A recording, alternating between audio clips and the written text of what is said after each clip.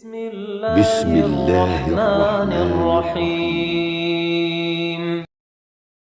بسم الله الرحمن الرحيم الحمد لله نحمده ونستعينه ونستغفره ونعوذ بالله من شرور أنفسنا ومن سيئات أعمالنا من يهده الله فلا مضل له ومن يضلل فلا هادي له وأشهد أن لا إله إلا الله وحده لا شريك له وأشهد أن محمدا عبده ورسوله صلى الله عليه وعلى آله وأصحابه أجمعين أما بعد. Sebagaimana pada pertemuan yang sebelumnya kita telah menjelaskan yang berkaitan dengan tauhid ar-rububiyah, yaitu mengesahkan Allah Subhanahu wa taala pada perbuatannya. Perbuatan Allah Subhanahu wa taala sangat banyak. Namun inti dari perbuatan Allah Subhanahu wa taala tersebut adalah mencipta, mengatur dan menguasai alam semesta ini tadi. Barang siapa yang meyakini di sana ada yang bisa mencipta dari sesuatu yang tidak ada menjadi ada, kemudian meyakini bahwasanya di sana di alam semesta ini ada yang berkuasa dengan sepenuhnya di luar kendali Allah Subhanahu wa taala, atau dia meyakini bahwasannya di sana ada yang memiliki kemampuan untuk mematikan dan menghidupkan atau memberi rezeki dari selain Allah Subhanahu wa taala, maka yang demikian ini merupakan syirik dalam masalah rububiyah. Berkaitan dengan rububiyah ini, keyakinan umat Islam meyakini Allah Subhanahu wa taala satu-satunya pencipta yang mengatur, memberi rezeki dan yang mengendalikan alam semesta ini tadi. Kemudian yang ketiga disebutkan di sini tauhidul asma'i was sifat. Mengesahkan Allah Subhanahu wa taala dalam masalah al-asma' was sifat. Apa makna tauhidul asma'i was sifat? Wa huwa itsbatul asma'i was sifati, yaitu menetapkan nama-nama dan sifat-sifat allati atsbatahallahu li nafsihi, yang Allah Subhanahu wa taala tetapkan untuk dirinya. Jadi tauhidul asma'i was sifat menetapkan nama-nama dan sifat-sifat yang telah Allah Subhanahu wa taala tetapkan untuk dirinya. Au asbataha lahu Rasulullah sallallahu alaihi wasallam, atau yang telah ditetapkan oleh Rasulullah SAW kepada dia, Allah Subhanahu wa taala. Itulah yang disebut dengan tauhidul asma'i was sifat. Maksudnya nama-nama, sifat-sifat yang telah disebutkan oleh Allah Subhanahu wa taala dalam Al-Qur'anul Karim tentang dirinya, atau yang disebutkan oleh Rasul SAW tentang Allah Subhanahu wa taala melalui hadis, itu kita tetapkan. Prinsip yang harus kita pegang, pada setiap nama dari nama Allah Subhanahu wa taala mengandung sifat. Contoh misalkan Allah Subhanahu wa taala bernama dengan nama Al-Alim. Al-Alim punya sifat ilmu. Punya ilmu. Al-Hayyu punya sifat Al-Hayat, hidup. Dalam hal ini ada kelompok yang menyimpang. Ada 3 kelompok yang menyimpang dalam masalah al-asma' was sifat. Yang pertama dikenal dengan kelompok Jahmiyah.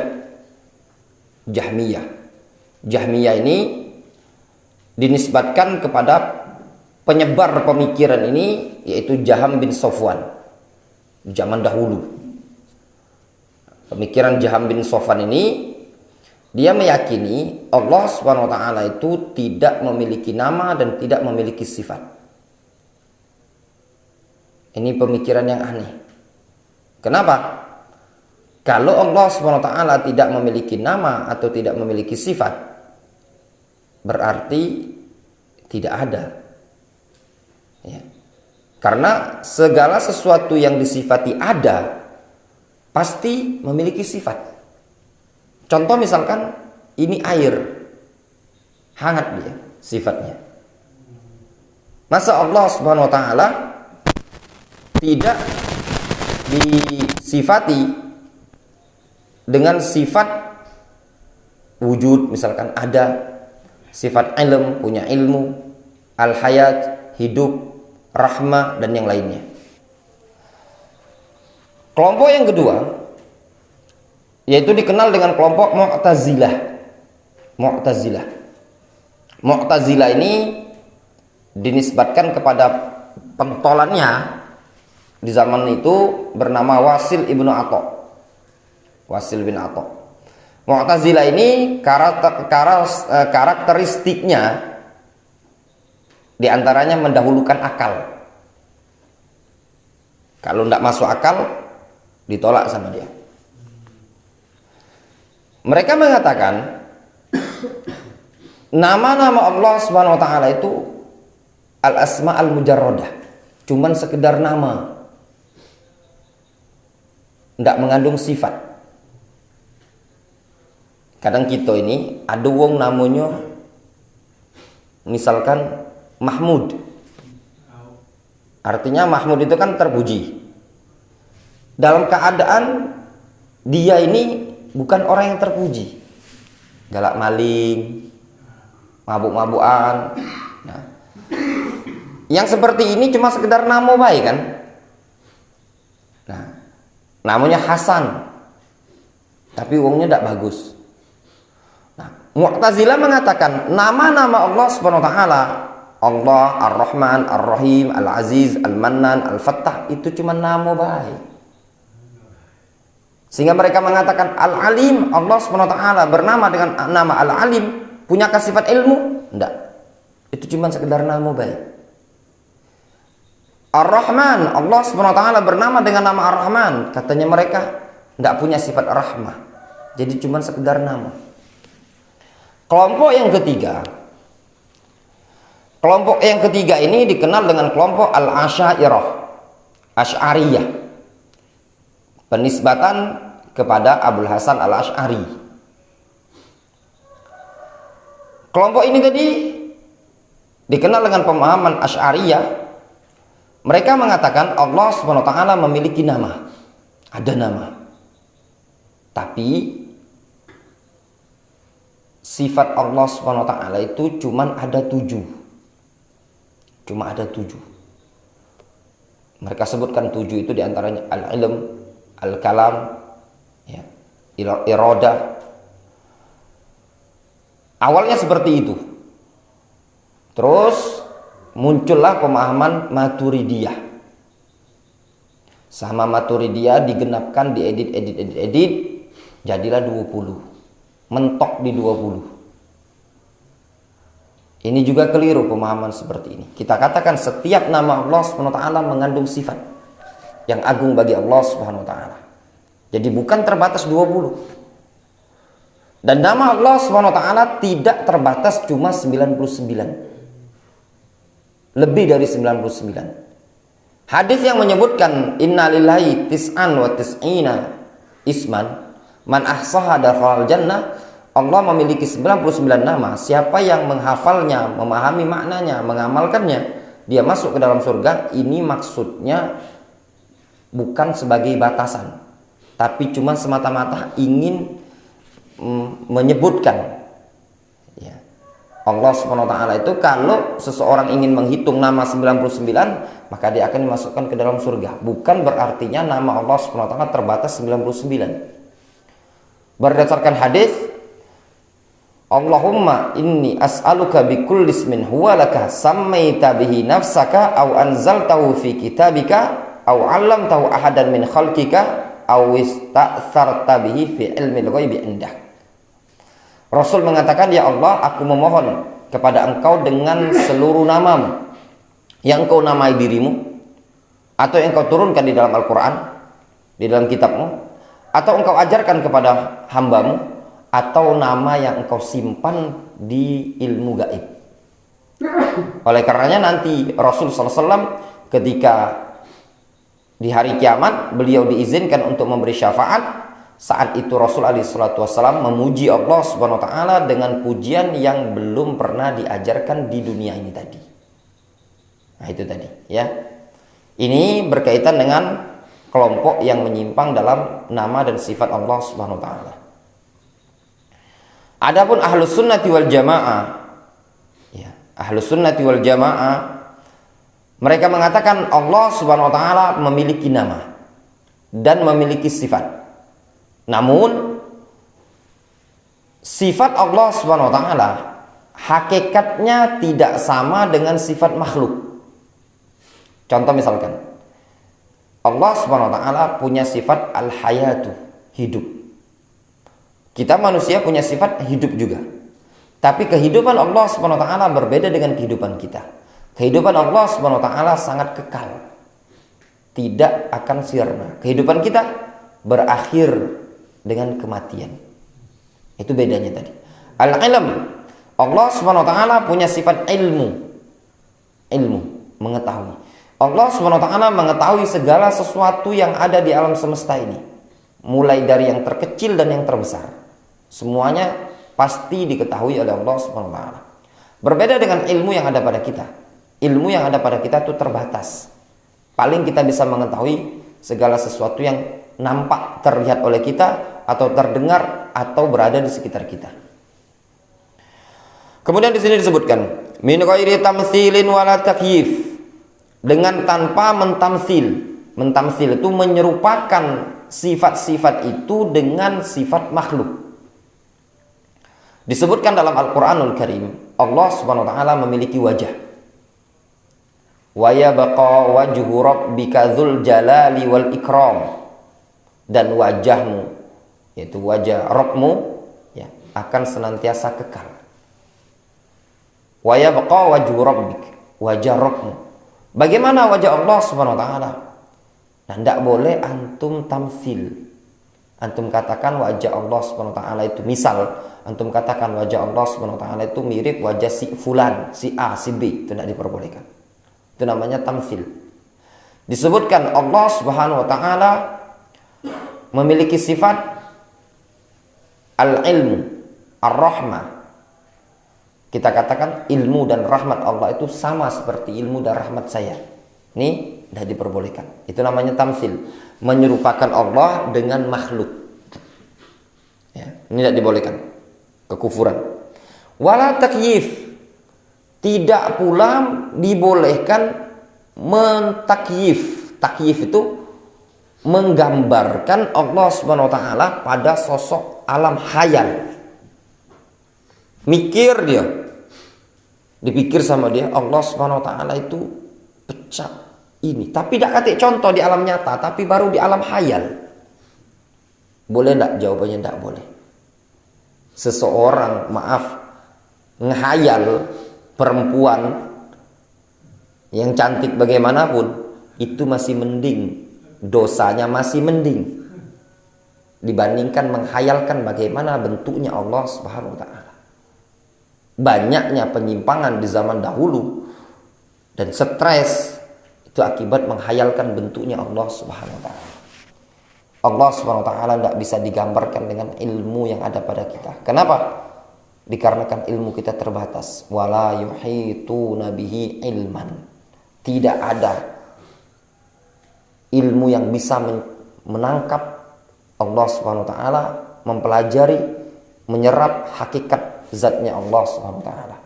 Dan juga Rasul alaihi salatu wasallam tidak pernah memberitakan kepada kita, serta Rasul pun belum pernah melihat Allah Subhanahu wa taala. Jadi tidak bisa dimasukkan di alam khayal.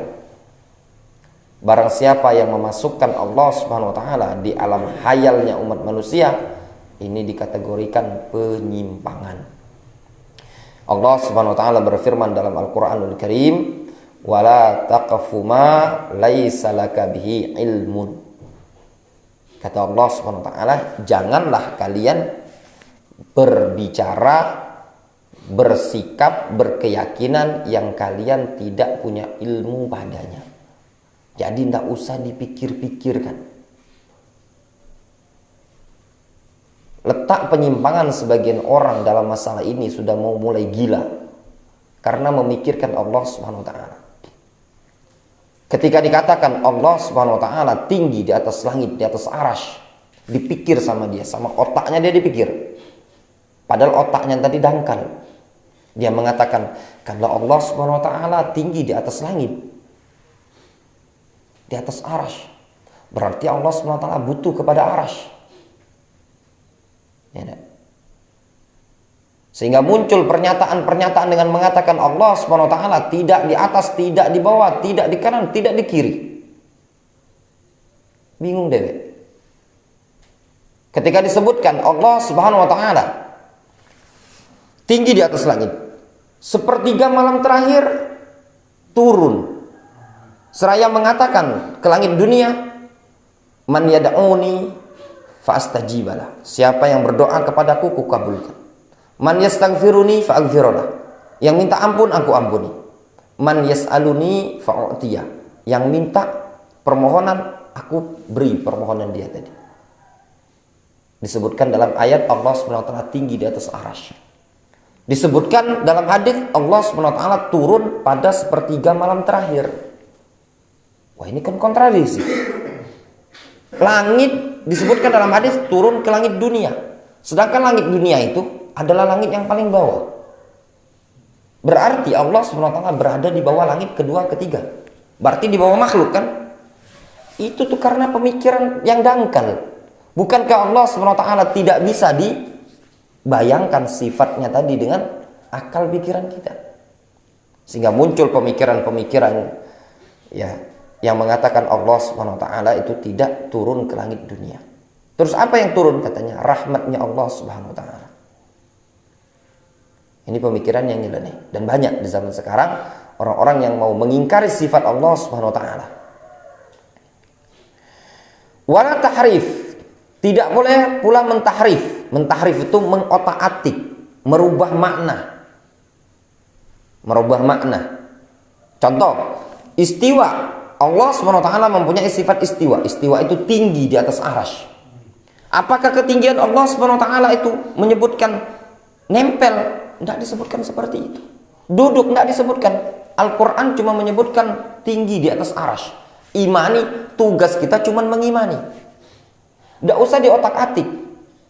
Katanya mereka, kalau tinggi di atas arasy, ya, berarti Allah SWT butuh kepada arasy.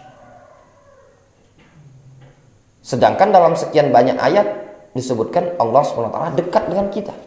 Disebutkan juga dalam ayat Allah tinggi dengan kita. Oh, maksud istiwa di atas arasy itu katanya mereka, istaula, menguasai arasy. Maksudnya adalah menguasai arasy. Ini pemahaman yang nyeleneh juga.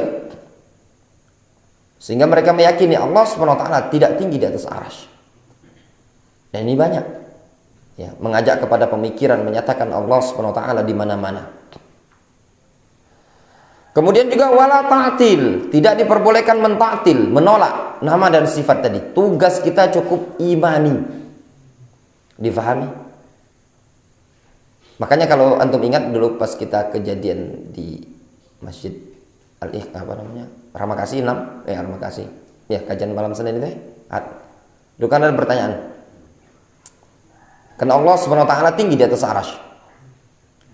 Kalau dikatakan Allah SWT bertempat di atas arasy, berarti butuh kepada tempat.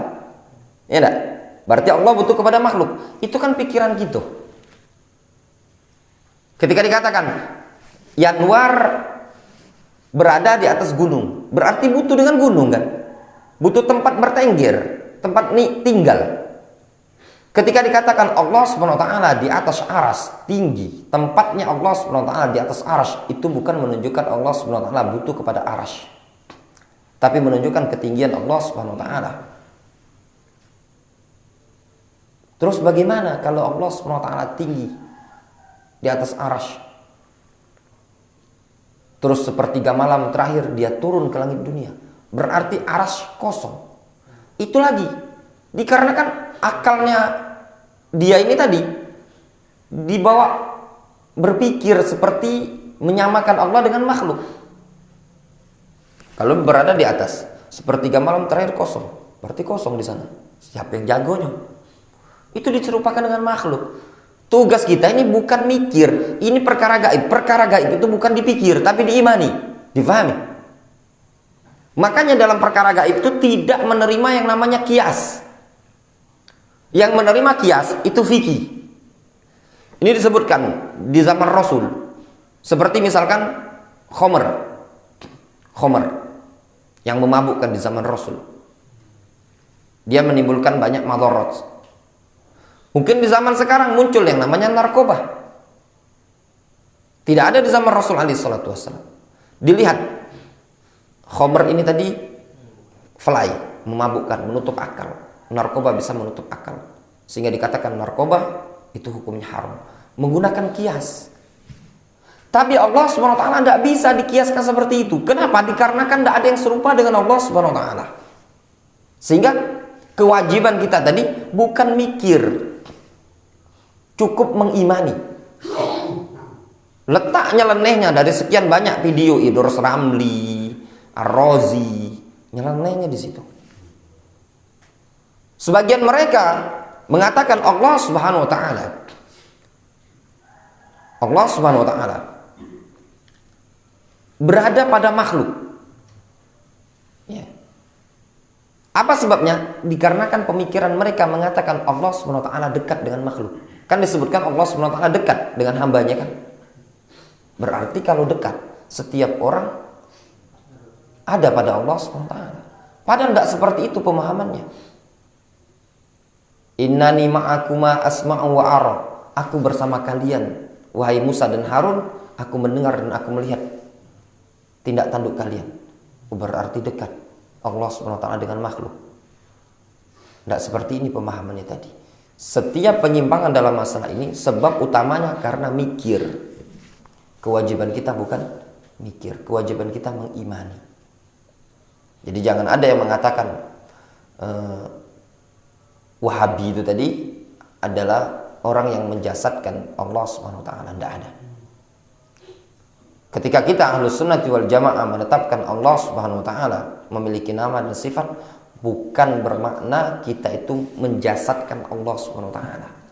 Mengatakan Allah punya jasad sebagaimana jasad kita. Tidak. Itu pemahaman yang keliru. Ya. Pemikiran-pemikiran seperti ini ada di Indonesia. Awal mula pemikiran seperti ini dibawa oleh ahlul kalam wal falsafat. Ya.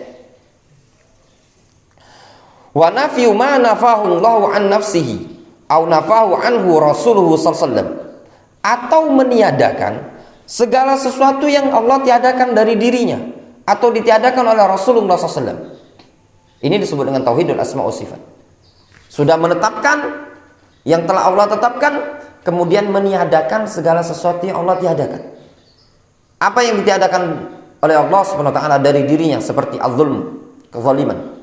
Wala yadzlimu rabbuka ahadan. Allah tidak menzalimi hamba. Berarti tidak ada kezaliman pada Allah SWT. Apa yang ditiadakan lagi? Tidur. La ta'khudhuhu sinatun wala naum. Allah SWT tidak dihampiri oleh rasa kantuk dan tidur. Kematian. Wa tawakkal 'alal hayyil ladzi la yamut. Bertawakallah kepada zat yang maha hidup yang tidak akan pernah mati. Apalagi sifat yang ditiadakan? Yang ditiadakan seperti Allah SWT tidak memiliki anak, tidak memiliki istri. Lam yalid wa lam yulad wa lam yakul lahu kufuwan ahad. Seluruh sifat-sifat yang ditiadakan dari Allah SWT itu menunjukkan kekurangan pada sifat tadi. Tidak boleh diletakkan pada Allah SWT atau tidak boleh disifati. Kita memiliki istri, memiliki anak, bagi manusia itu sifat yang sempurna. Ya, karena anak dan istri itu bisa membantu kita dalam kehidupan ini tadi. Itu sifat sempurna. Tapi Allah SWT tidak butuh ada yang membantu. Tidak butuh kepada anak, tidak butuh kepada orang tua. Allahu ahad, Allahus samad. Dia adalah Allah SWT yang maha esa, maha tunggal. Ya. Difahami dalam hal ini tadi? Kemudian qala Allah Subhanahu wa ta'ala, Allah Subhanahu wa ta'ala berfirman, walillahil asmaul husna fad'uhu biha. Allah Subhanahu wa ta'ala memiliki nama-nama yang indah.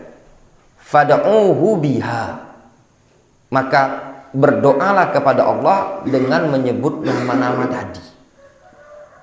Allah Subhanahu wa taala memiliki nama yang indah. Seluruh nama-nama Allah Subhanahu wa taala semuanya bagus. Misalkan Allah As-Samad, Ar-Rahman, Ar-Rahim, Al-Mannan, Al-Fattah, dan yang lainnya. Seluruh nama-nama Allah Subhanahu wa taala adalah nama-nama yang indah. Fad'uhu biha, maka berdoalah kepada Allah dengan nama-nama tadi. Nah, kata para ulama, ayat ini menunjukkan tentang bolehnya bertawassul kepada Allah dengan menggunakan nama-nama Allah Subhanahu wa taala tadi. Jadi memanggil Allah Subhanahu wa taala menggunakan nama-nama tadi. Namun yang lebih tepat, yang lebih afdol, menyesuaikan permintaan kita. Kalau tadi misalkan kita mau minta rezeki, ya, berupa anak, istri, harta, intinya rezeki, maka memanggil dengan nama Ya Ar-Razzaq. Kalau kita pun pengen minta ampunan, maka yang afdol dengan menggunakan nama Al-Ghafur, Ya Ghafur. Ya, seperti itu tadi. Itu disebut dengan tawassul dengan nama-nama Allah Subhanahu wa taala. Dan seluruh nama Allah Subhanahu wa taala kita katakan tadi adalah nama-nama yang indah. Tidak ada nama yang buruk dari nama Allah Subhanahu wa taala, semuanya bagus dan berada pada puncak keindahan. Kemudian pada nama-nama Allah Subhanahu wa taala tadi kita katakan mengandung sifat. Nah, untuk Allah Subhanahu wa taala dipanggil dengan nama itu diperbolehkan. Namun berdoa kepada sifat itu tidak diperbolehkan. Berdoa kepada sifat. Memanggil Allah dengan nama, iya boleh. Tapi memanggil Allah, meminta kepada sifat Allah tidak diperbolehkan. Contoh misalkan, dia mengatakan, Allah Subhanahu wa taala punya ilmu kan? Dia mengatakan, ya ilmullah, wahai ilmunya Allah. Boleh apa enggak? Jawaban enggak boleh. Bahkan Ibnu Taimiyah mengatakan ini kekufuran. Tapi yang dia panggil adalah ya Al-Alim, memanggil nama tadi. Karena nama menunjukkan zatnya Allah Subhanahu wa taala. Difahami ya? Menunjukkan zatnya Allah Subhanahu wa taala. Jadi dia jangan berdoa dengan mengatakan ya rahmatullah, wahai rahmatnya Allah. Tidak boleh. Tapi kalau dia mengatakan ya Rahman, sayangilah aku, berikan rahmat kepadaku, itu diperbolehkan. Difahami ya? Yang diperbolehkan sifat itu adalah kita bertawassul dengan nama dan sifat. Seperti dia mengatakan a'udzu bikalimatillahi tammat. Aku berlindung bikalimatillah, dengan kalimat-kalimat Allah. Ini maksudnya tawassul menggunakan ba.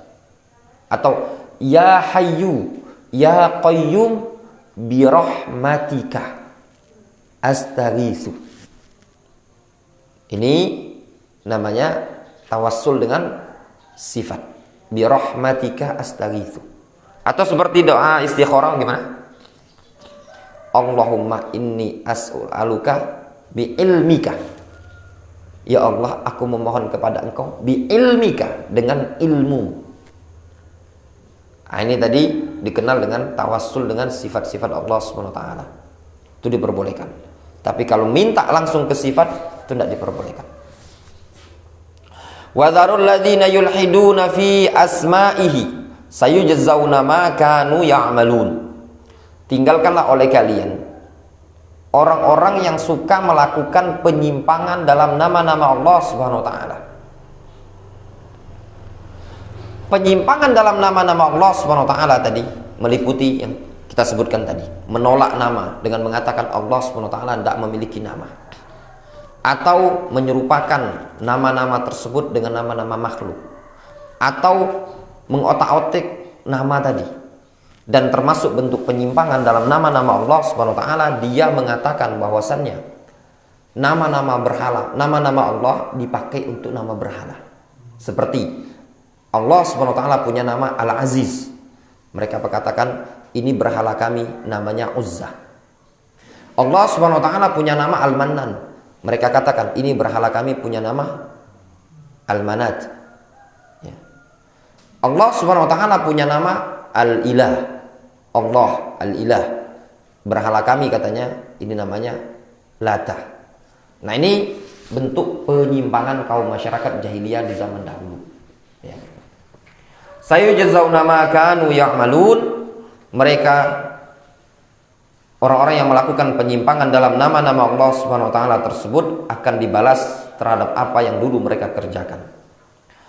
Wa qala subhanahu wa ta'ala, Allah Subhanahu wa taala berfirman, "Laisa kamitslihi syai'un wa huwas samiul basir."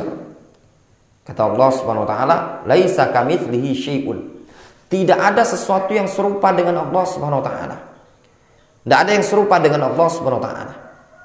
Wa huwas samiul basir. Namun dia Allah Subhanahu wa taala mendengar dan melihat. Cukup kita imani Allah Subhanahu wa taala mendengar dan melihat. Tidak usah dipikirkan bagaimana cara melihatnya Allah Subhanahu wa taala, bagaimana cara mendengarnya, bagaimana bentuk pendengaran Allah Subhanahu wa taala. Rasul tidak mengabarkan, Allah Subhanahu wa taala tidak mengabarkan. Tugas kita cuma mengatakan Allah mendengar dan melihat. Kemudian awwalu ma yud'a ilaihil ibad. Perkara yang pertama kali diajakkan kepada umat manusia. Yud'auna ila syahadati alla ilaha illallah wa anna Muhammadan Rasulullah sallallahu alaihi wasallam. Mereka umat manusia itu diajak untuk mengucapkan kalimat syahadat la ilaha illallah dan Muhammad adalah utusan Allah Subhanahu wa taala. Itu perkara yang pertama kali diajak kepada masyarakat. Ajak untuk mengucapkan kalimat la ilaha illallah Muhammad Rasulullah. Difahamkan dulu tauhid. Jadi kalau ada orang mu'allaf mau masuk Islam, jangan dulu disuruh bersunat. Disuruh mengucapkan 2 kalimat syahadat. Kalau disuruh bersunat, takut dia mikir. Iya enggak? Wah, katanya tadi masuk Islam belum apa-apa lah disakiti badan. Takut dia. Belum apa-apa lah disuruh puasa 30 hari puluh. Tak makan, tak minum. Dari jam berapa Pak Ustadz? Dari subuh sampai berapa? Maghrib. Urung dia masuk Islam. Sholat, kami ada sholat juga di masjid 5 kali sehari, wajib berjamaah untuk laki-laki. Jadi beban bagi dia. Suruh dulu mengucapkan 2 kalimat syahadat. Ucapkan 2 kalimat syahadat, fahamkan maknanya tadi, baru diajari. Wa hiya kalimatut tauhid. Nah, kalimat la ilaha illallah Muhammadur Rasulullah adalah kalimat tauhid. Allati da'a ar-rusul aqwamahum ilaiha, yang didakwakan oleh para rasul kepada kaumnya. Kalimat la ilaha illallah adalah kalimat yang didakwakan oleh para nabi dan para rasul kepada kaumnya. Sehingga dakwah tauhid, mengajak mengesahkan Allah SWT dalam ibadat, itu adalah dakwanya para nabi, para rasul. Tidak ada para nabi, para rasul itu mengajak untuk membentuk negara, pemerintahan. Bukan, ini dakwanya ISIS, dakwanya teroris. Para nabi, para rasul mengajak untuk mengesahkan Allah SWT. 13 tahun Rasul SAW dakwah di kota Mekah. Selama 13 tahun ini yang didakwakan sama Rasul cuman ucapkan kalimat la ilaha illallah, tinggalkan penyembahan terhadap berhala. Itu baik diminta sama Rasul. Tiap hari yang didakwakan itu terus. Kalau mungkin kita ada di zaman Rasul, yakin gak galak masuk Islam. Bosen. Kita baik kalau kajian tauhid terus. Dah. Ayolah sekali-kali kajian muamalah online kontemporer. Makanya kalau sebagian uang, kalau pelajaran tauhid ini tadi biasa baik. Tapi kalau kajiannya tadi masalah bisnis online, kiat sukses bisnis online, kiat sukses jual bakso goreng, itu berbondong-bondong yang datang. Berarti ngajinya untuk dunia, bukan untuk mempertebal iman. Dalam keadaan berapa banyak di kalangan kita yang sudah pengajian, ya, sudah rajin pengajian, istri lagi hamil, nak mancing lagi urung, ya tak? Jangan mancing-mancing kau, sombing gak anak kau, urung mancing. Balik ke rumah, disuruh bininya nyiangi ikan, takutan, kaget besisi, segala macam. Padahal pengajian. Ini anak alami deh. Balik dari pengajian, ketemu ikhwan, berhenti tengah jalan. Ngapa? Ada ulo Ustaz. Bun, ngurumah lagi hamil Ustaz. Nah, waktu itu selesai kajian masalah tauhid. Ya, selesai kajian masalah tauhid. Ini kalau gamis tidak salah-salah, jenggot panjang, gamis mulut. Ternyata baru baju. Ya enggak? Jangan dianggap remeh masalah tauhid. Berapa banyak bentuk kesyirikan di tengah-tengah masyarakat kita ini tadi, meyakini khurafat. Ya enggak? Kalau ada yang meninggal, awas-awas. Jangan lagi diloncati kucing, ngantu. Nah, itu tadi. Ya enggak? Terlalu banyak bentuk kesyirikan, mulai dari wong lahir sampai wong mati. Ya pada penting yang namanya tauhid tadi. Makanya Rasul, para nabi, para rasul mendakwakan pertama kali yang didakwakan masalah tauhid. Wong baru lahir sudah banyak tetek bengek syiriknya. Nak mati juga sama. Lah mati juga sama. Mulai dari lahir sampai mati di masyarakat Indonesia terlalu banyak kesyirikan. Ada bayi baru lahir, taruh gunting, banglai, ya enggak, Bang? Nah, apa lagi segala macam, benang segala macam itu tadi. Ada sebagian masyarakat itu mirip jaka sembung masih kecil. Kalung hitam, gelang hitam pula. Belum lagi yang tembuni itu tadi.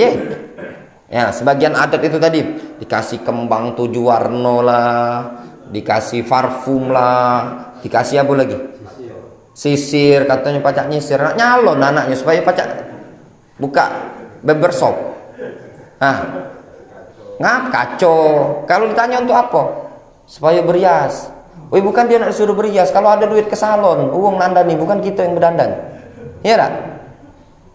Terus apa? Pena untuk nulis. Ya sekarang tidak lagi pakai pena, pakai kalkulator, ya komputer. Anda khurafat. Uang kalau jatuh pada khurafat ini tadi, bahkan perkembangan zaman pun itu bisa terkalahkan dengan khurafat. Belum lagi lahir dilampui. Ya enggak? Mungkin di tempat kita ini banyak juga. Kalau depan rumah, lampu itu ditaruh di teras. Bukan lampu ditaruh di bawah, ditutup dengan kotak sampah. Ada apa tak? Ada banyak di tengah-tengah masyarakat ini tadi. Penting yang namanya masalah tauhid ini tadi.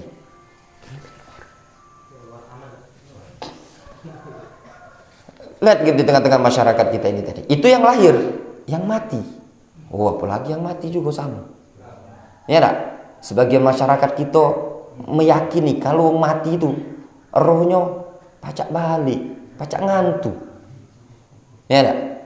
Kalau tidak dilepas, lepas kibet pocongnya tuh, ngantuk jadi pocong. Ya tak? Ini akibat terlalu sering nonton film si Mumun. Ya tak? Akibat nonton film si Mumun. Terlalu banyak keyakinan-keyakinan di masyarakat ini tadi. Kemudian wahya madmun tauhidil uluhiyah.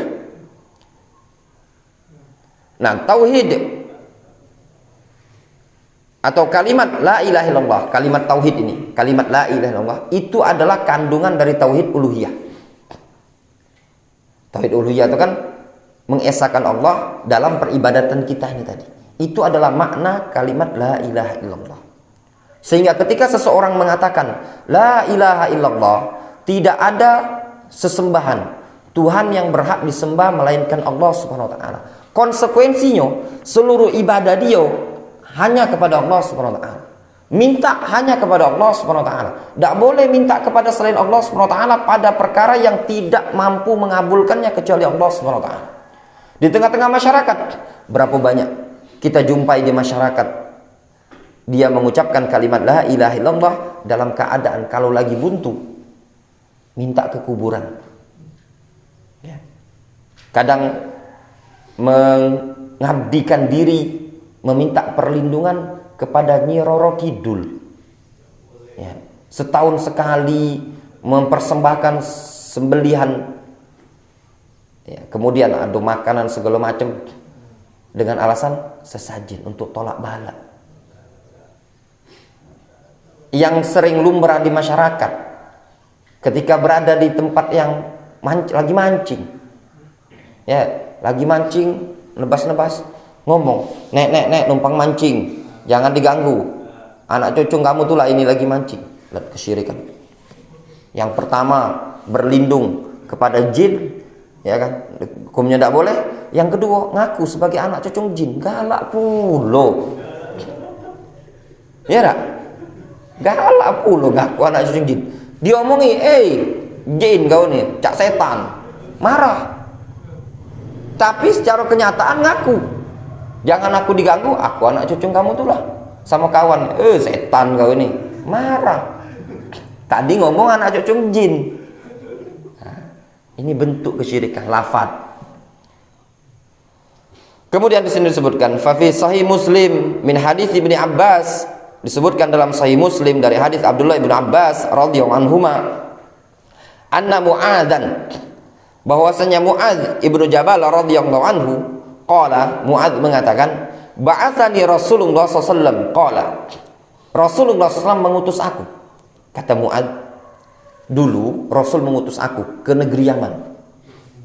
Jadi kejadian ini setahun sebelum Rasul hijrah, sebelum Rasul wafat. Beberapa bulan, belum nyampe setahun sih, beberapa bulan dah, di tahun-tahun terakhir. Kata Rasul, ya Mu'adz, berangkatlah ke negeri Yaman. Ketika itu diutuslah Ali bin Abi Thalib, Abu Musa al-Asy'ari, Mu'adz bin Jabal. Ali bin Abi Thalib balik. Nah, Rasul mesen ke Mu'adz, ya Mu'adz, barangkali tahun depan itu engkau cuman melewati kuburan Kubai, tidak lagi ketemu aku.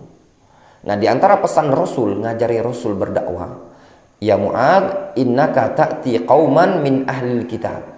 Wahai Mu'adz, yang engkau datang ini adalah suatu kaum dari kalangan ahlul kitab. Ahlul kitab itu Yahudi dan Nasara. Memang di negeri Yaman waktu itu banyak orang-orang Nasrani, pengikutnya Abraha. Ya. Tempatnya Abraha itu yang gereja dulu, yang rencana dijadikan gereja terbesar kan, itu jadi tempat sampah sekarang ini di Yaman itu. Ada di Son'a, dihinakan oleh Allah SWT, jadi tempat pembuangan sampahnya masyarakat Yaman. Gerejanya Abraha itu dulu masih ada pondasinya. Rasul mengatakan, engkau akan mendatangi ahlul kitab, Yahudi dan Nasara. Kenapa Rasul berpesan seperti ini? Supaya Mu'adz siap-siap. Karena ahlul kitab ini berarti kan punya pemikiran trinitas. Supaya Mu'adz bisa menjelaskan kepada mereka. Ini pentingnya juga berdakwah. Seorang ustadz, seorang da'i, kalau mau dakwah tuh dilihat dulu kondisi masyarakat. Masyarakat ini tipenya bagaimana? Oh, ternyata ini masyarakatnya ini tipenya orang yang sudah ngerti agama. Berarti cara penyampaian dan ilmunya tadi yang disampaikan sesuai dengan kondisi ilmu masyarakat. Tapi kalau masih awam, ya, masih belum paham sama sekali, maka disesuaikan dengan daya serap akal mereka. Fad'uhum ila syahadati alla ilaha illallah. Kata Rasul, ajak mereka, ud'uhum, seru mereka, ajak mereka untuk mengucapkan syahadat la ilaha illallah wa anni rasulullah. Ajak mereka untuk mengucapkan dua kalimat syahadat. Mengucapkan la ilaha illallah wa anni rasulullah. Maksudnya mengucapkan asyhadu an la ilaha illallah wa asyhadu anna muhammadar rasulullah. Ini yang pertama kali didakwakan. Mengajak kepada tauhid. Nah, tauhid yang dimaksud adalah tauhid uluhiyah, mengesahkan Allah SWT dalam peribadatan.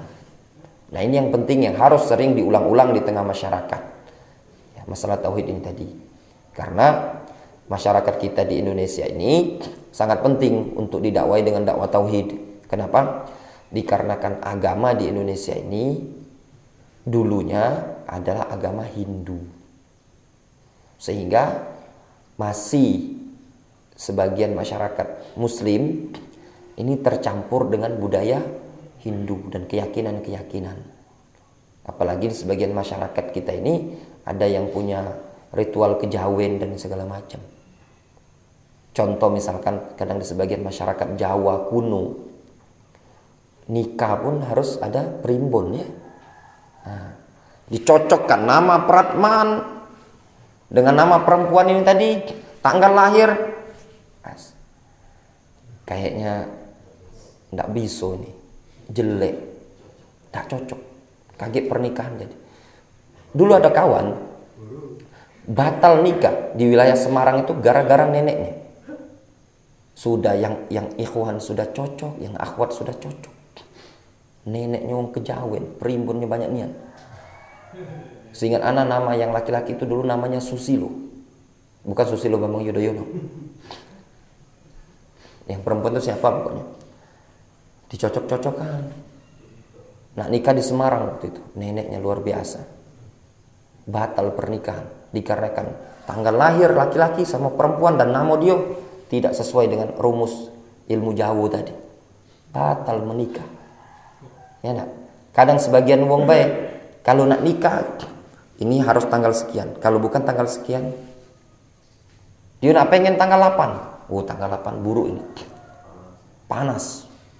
Pernikahan akan mengalami selama 8 tahun ekonomi surut. Bukan pasang, surut itu tadi. Kamu menikahlah tanggal sekian. Insya Allah rezeki akan pasang. Ibarat musim banjir di Musola Daur Sabab tenggelam kemarin. Nah, kebanjiran rezeki. Nah, ini kan bentuk kesyirikan bukan? Kesyirikan. Menisbatkan keberhasilan adalah berdasarkan hari. Ya. Ini tidak diperbolehkan. Belum lagi yang kalau dulu masyarakat jahiliyah ya, masyarakat jahiliyah itu sering mereka mengundi nasib. Mengundi nasib itu gini. Mereka kalau dulu sering punya, kalau pengen jalan misalkan ya, melakukan perjalanan atau berdagang atau dan yang lainnya. Mereka kan dulu dikenal orang-orang Quraisy kan dari Mekah dagang ke negeri Syam kan. Nah, mereka punya kebiasaan kalau ingin jalan menerbangkan burung. Burung. Nah, kalau burung ini ke kanan, burung merpati itu terbang. Kalau dia terbang ke kanan, itu petanda baik. Kalau terbang ke kiri, urung. Jadi patokan keberhasilan kesuksesan tadi dinilai dari undian nasib. Terkadang mereka gunakan azlam. Azlam itu anak panah mereka dulu. Jadi tebak-tebakan dengan anak panah. Misalkan ini anak panah warna hitam, ini warna putih misalkan. Disuruh milih. Kalau dapatnya warna hitam, berarti tanda buruk. Kalau dapatnya putih, lanjutkan. Nah, kalau istilah kita lagi masih anak-anak itu dulu kan suka tebak-tebakan duit. Nah, kalau dia Garuda, laju gitu. Kemana ini? Mancing. Ya sudah. Acal sunan aku. Sudah, kita undi. Kalau dia Garuda dulu sama mas zaman-zaman gitu dulu sama yang wayang itu ya. Nah, kalau Garuda atau wayang, kalau Garuda mancing, kalau wayang urung gitu. Ini sama, ya. Wallahu ta'ala shawab. Mungkin kita cukupkan dulu sampai di sini ya. Naktafi bihadzal qadar. Insyaallah mungkin besok Kamis ya. Kamis masih kita lanjutkan ya. Naktafi bihadzal qadar.